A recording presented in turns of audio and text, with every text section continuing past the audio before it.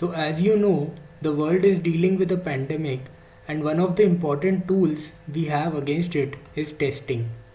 Testing can help us flatten the curve and reduce the spread of this deadly virus further. So, let me present a problem statement in front of you. Suppose we have a group of 8 people, okay, and suppose in this area we already know that the probability of being infected is 10%.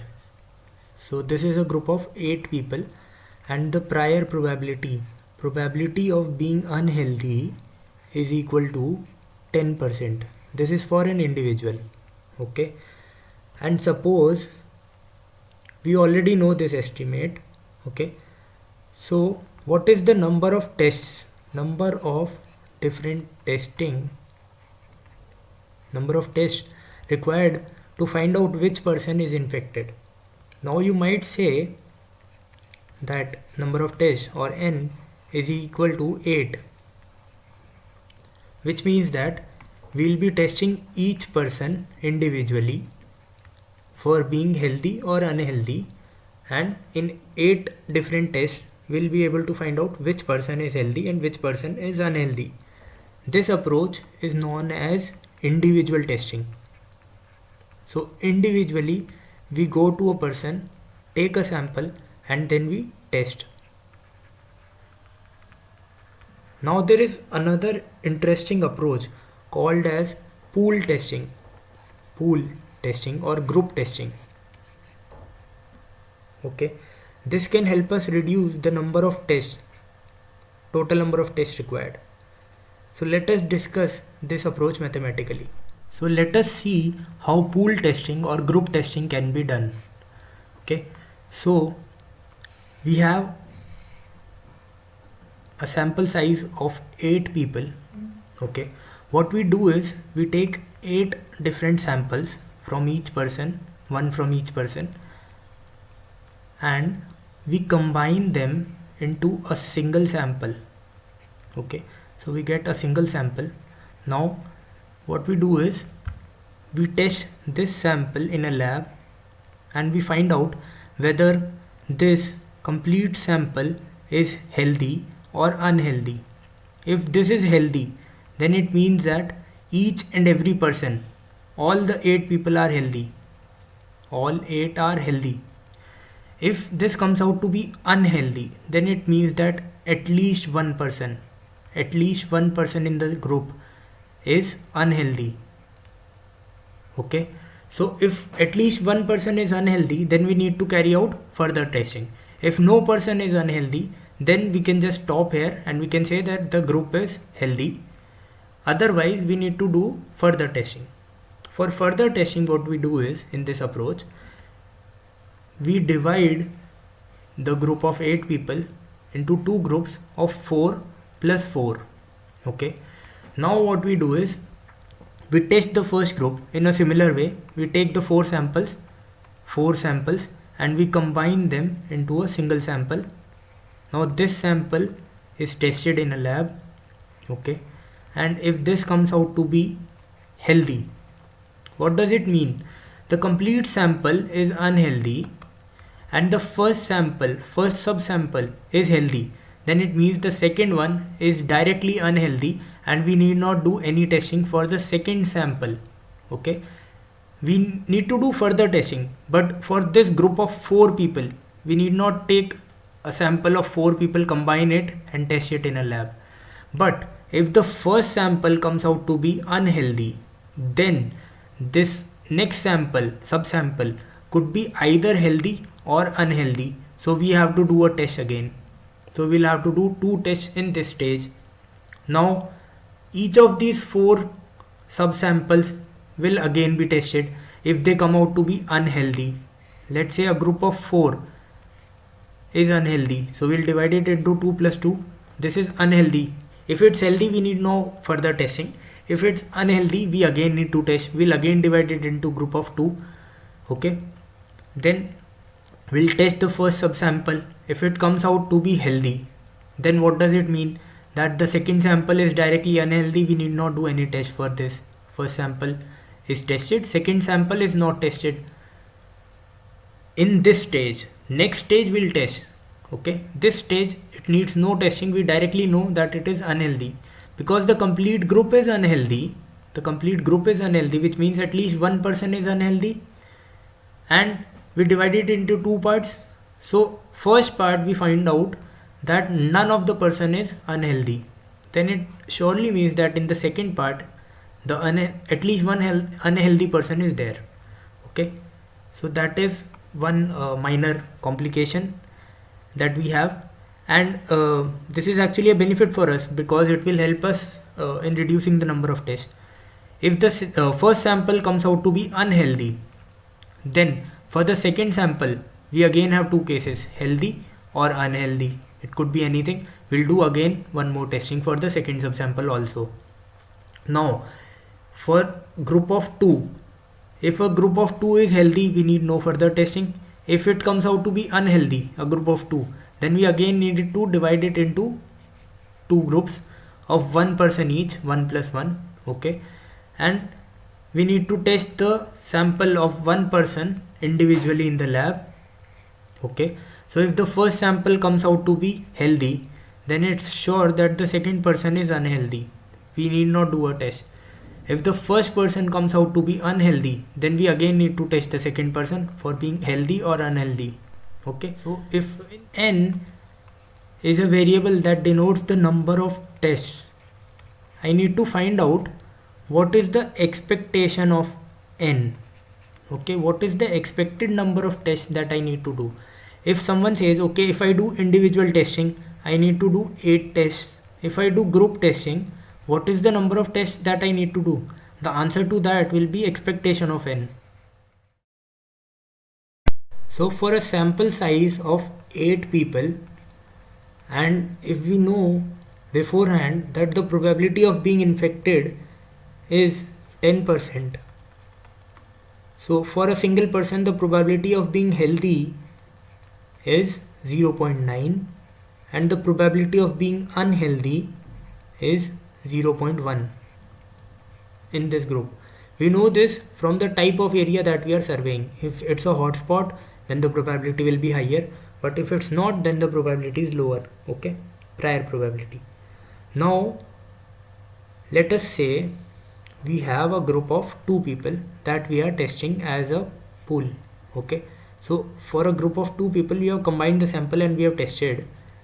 Now we have tested this in a stage above this. Okay, when we divided 4 into 2 and 2, then we tested this and we know that overall this is healthy. Okay, overall this is healthy. That is possible only when each one of these person is healthy.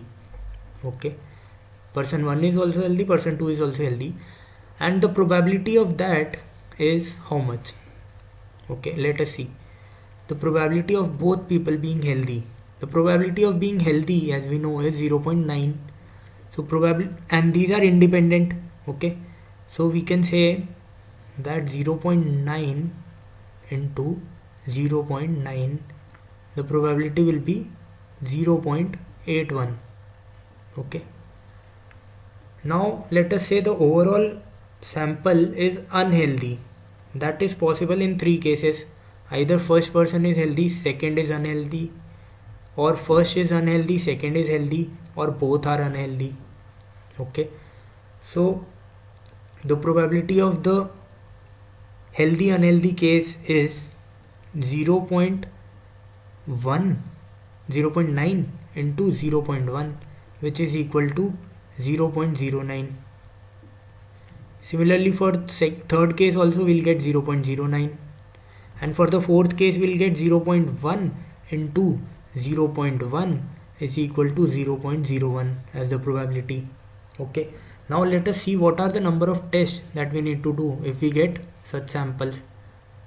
So the number of tests we need to do is, for the first sample, if the overall sample, we see the overall sample, it is healthy. Okay, so we need not do any further testing, so the number of tests required is 0. If the first sample, if the overall sample comes out to be unhealthy, okay, we know this from a previous test, we are not counting that test over here. Okay, so we'll test the first sample. If the first sample comes out to be healthy, now this is an important case. If the first sample comes out to be healthy, then the second sample is obviously unhealthy, so we need to do only one test.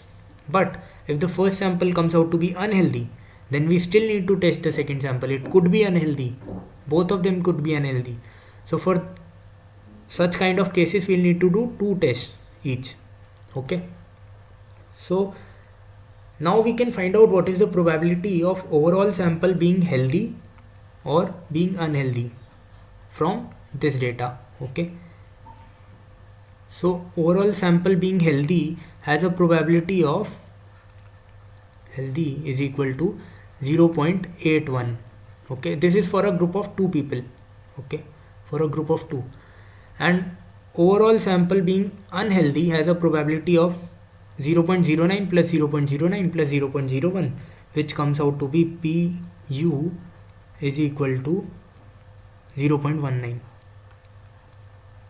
Okay, now what is the average number of tests that we need to do in this case for a group of two people? We'll see. We'll actually divide it into two parts. We'll use total probability theorem and we'll divide it into two parts. Okay, we'll use weighted mean. Total probability theorem we have used to calculate these probabilities of a sample of two being completely healthy or being unhealthy as a group. Okay, now we'll be finding out what are the average number of tests. Number of tests average is equal to, if the sample is, let's say overall sample is healthy, then it is equal to 0. If the overall sample is unhealthy, then we'll take weighted mean of these.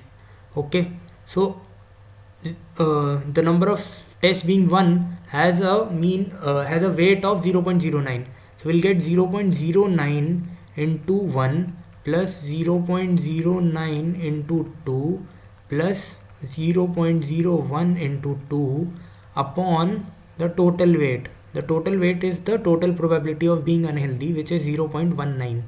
The sum of these weights equal to 0.19. Okay, and this gives us the number of tests being equal to 1.5263. So we have divided into two parts, one for healthy, one for unhealthy. Now again, let us see a bigger group. If we have a group of 4 people, okay, and we want to do the similar approach for this. Okay, let us see the overall condition. Let us say overall the group is healthy, then it is only possible when both are healthy. Okay, if the group is overall unhealthy, then we have 3 cases: healthy unhealthy, unhealthy healthy, and unhealthy unhealthy. Okay, so for healthy we'll have a probability of, now the group of 4 is divided into groups of 2 and 2, so we have to consider the probability of healthy unhealthy for a group of 2 people, which we have calculated in the above step. Okay, over here. Okay, now we have to use these probabilities. Okay, so probability of being healthy is 0.81. Okay, so both of them being healthy is equal to 0.81 into 0.81, which is equal to 0.6561. Similarly, for second case, we'll do testing on the first sample. If it comes out to be healthy, then we need not do testing on the second sample.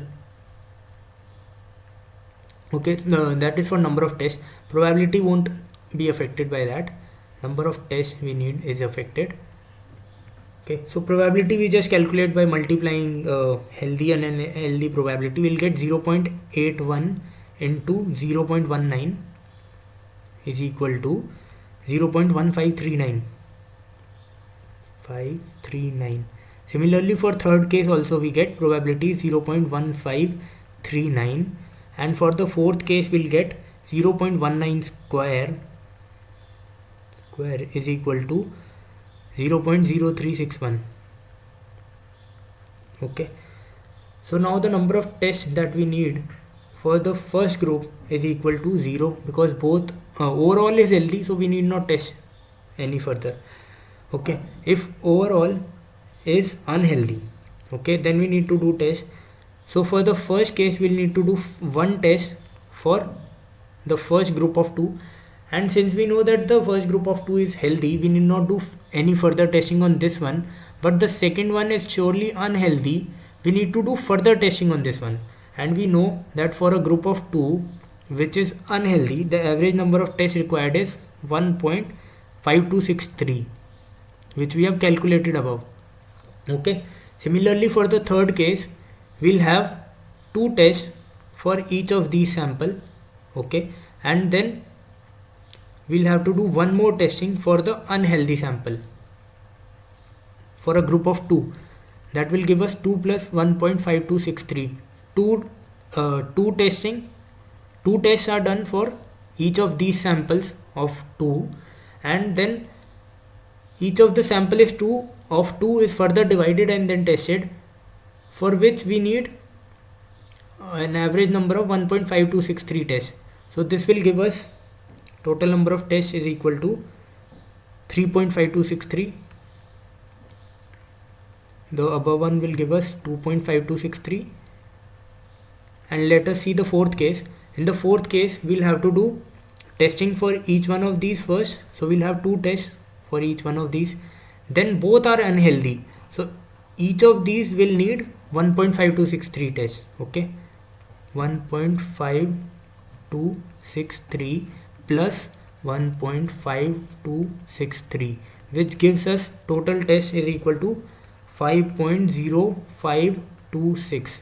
Okay, now let us also calculate the probability of a group of 4 being overall healthy and overall unhealthy. Overall healthy has a probability of 0.6561, and overall unhealthy has a probability of sum of these values, which will give us 0.3439.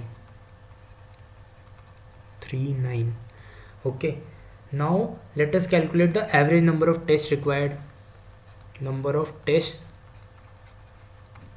average is equal to, okay, if it's healthy then we need 0 tests, if it's unhealthy then we just take weighted mean of these.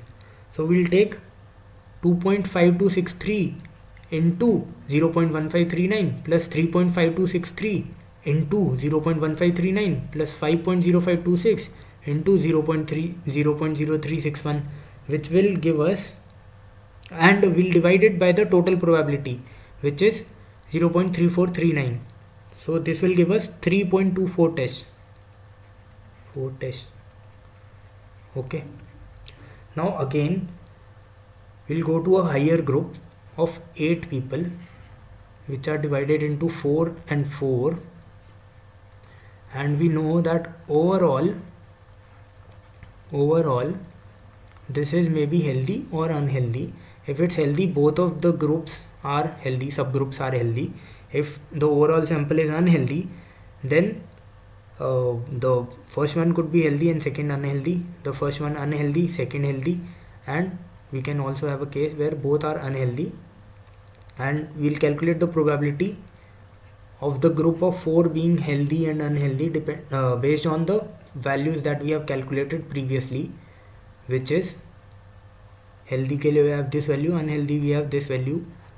Okay, and using these values we'll get probability of healthy as 0.4305 first case. Okay, second case we are using similar approach as we have used above. So second case we'll get 0.2256, third case we'll get 0.2256, and fourth case we'll get 0.1183 by using similar approach. Now the number of tests that we need. For the first case we'll need 0 tests, 0 further tests. Okay, for the second case we'll need to do a test on the first sample. Now if this will come out to be healthy, so we need not do second test on the second sample, so we'll get 1 test plus 1 unhealthy sample that needs further testing, and this is a group of 4, so that will need average of 3.24 tests. Okay, so we'll get 3.24 tests, which will give us 4.24 total tests.